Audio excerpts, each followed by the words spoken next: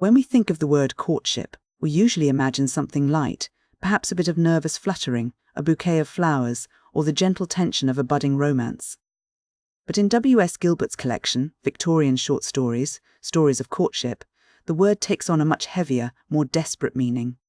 For Gilbert, courtship isn't just about finding love, it's a high-stakes struggle for social survival, a way to claim possession of another person, or a desperate attempt to outrun the consequences of a mistake. The stories in this collection are far from the light-hearted comedies Gilbert is often known for in his theatrical work. Instead, they are grim, psychological studies of how people use the rigid rules of Victorian society to manipulate, to hide, or to destroy one another. To understand the weight of this collection, it helps to look at the two primary narratives that define it. They take us from the desolate, misty hills of the countryside to the polished, suffocating social circles of London and Oxford. But they are connected by a common thread, the way a person's outward performance often masks a much darker reality. Our first story takes us to a place called Hootsey, a landscape of rocky fells and heavy mist that feels as isolated as the characters inhabiting it. The protagonist is Anthony Garstin, a man described as a rugged, taciturn shepherd. He is a man of few words and even fewer emotions, a person whose very nature seems carved from the stone he works with. His obsession is centered on Rosa Blencarn, the niece of the local vicar. To the casual observer, Rosa appears to be a giddy socialite, a woman of grace and light. But underneath that polished exterior, she is carrying a secret that would destroy her life in their tightly-knit community. She is pregnant, and the father is a man named Lukestock, whom she describes in terms of sin and wickedness. The turning point of the story happens on a rocky fell side, a place where the landscape itself seems to mirror the precariousness of Rosa's situation.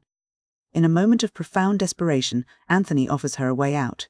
He isn't offering love in the traditional sense, he is offering a solution. He proposes that he will marry her and claim the child as his own, providing her with a shield against the social ruin that follows an unwed pregnancy.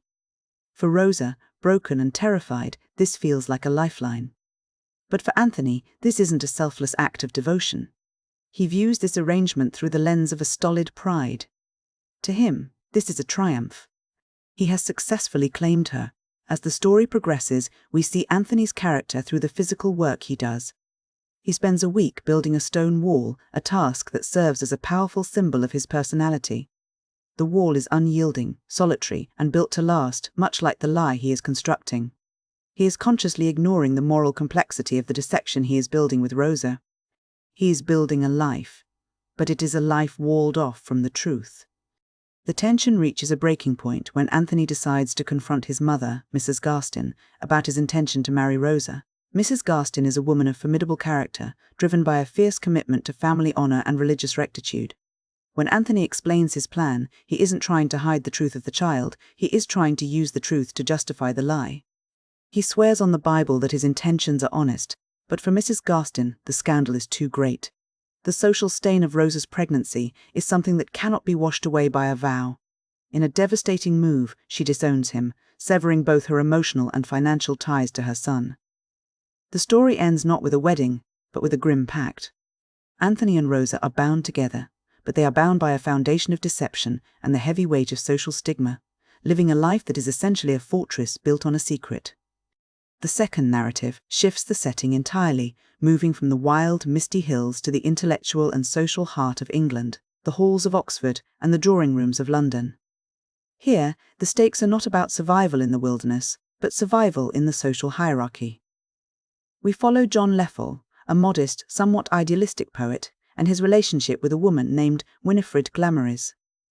Their connection begins under a guise of chivalry.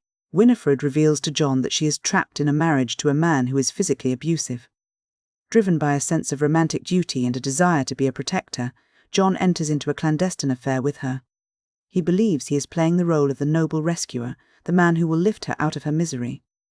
However, as the relationship unfolds, we see that Winifred is a master of social performance. She knows exactly how to use the language of victimhood to navigate the world around her. When Winifred's husband eventually dies in Homburg, the primary obstacle to their union, his presence, is removed. One might expect this to be the moment where their romance finally blooms into something stable. Instead, Winifred uses the very conventions of Victorian mourning to trap John. She insists on successive, lengthy periods of mourning, using her grief as a tool to control the timeline of her life and to keep John in a state of perpetual waiting. This waiting comes at a cost. John finds himself under constant financial strain as he supports her through these endless cycles of social obligation. The climax of their story is a moment of profound disillusionment. Exhausted and frustrated by her delays, John finds Winifred in a graveyard. He expects to find her in the throes of grief for her late husband, but instead he finds her treating the man she once claimed was a brute as a sacred, beloved figure. The woman who had used her victimhood to win John's heart is now performing the role of the devoted widow. In this moment, the mask slips. Winifred reveals that she never truly loved John. Her suffering was a mechanism for manipulation, a way to maintain her social standing while enjoying the benefits of John's devotion. The tragedy of the story concludes with a chilling irony. John, the idealistic poet who entered the affair to rescue a woman from violence, loses his temper in the face of her manipulation. In a moment of sudden, uncontrolled rage, he physically shakes her. In that single, violent gesture, John has completed a devastating transformation. He has become the very type of man he originally sought to rescue her from, proving that the impulse to save someone can often lead directly to the very aggression the hero claims to oppose. When we look at these two stories together, several themes begin to emerge that give the collection its lasting power. There is a recurring idea of the cycle of violence, not just physical violence, but a moral kind of violence, where the pursuit of love or the desire to rescue another person ends up destroying the protagonist's own identity. Both Anthony and John start with what they believe are noble or decisive intentions, but both end up compromised, losing their moral footing in the process. We also see a constant tension between appearance and reality. In the first story, Rose's giddy, social grace hides a pregnancy and a desperate need for survival. In the second, Winifred's pure mourning clothes hide a calculated manipulation of social norms. Gilbert seems to be suggesting that Victorian society is a stage where everyone is performing a role, and the truth is something that must be buried, walled in, or mourned away. This brings us to the role of social class and reputation. In both narratives, the rigid structures of Victorian honour act as the primary engines of tragedy. For Rosa, the fear of social disgrace is so great that she must accept a life of deception. For Winifred, her social standing is a weapon she uses to keep John at a distance, ensuring she can move through the world on her own terms. The rules of society don't just guide these characters, they trap them, forcing them into choices that lead to their eventual undoing. Even the settings play a part in this.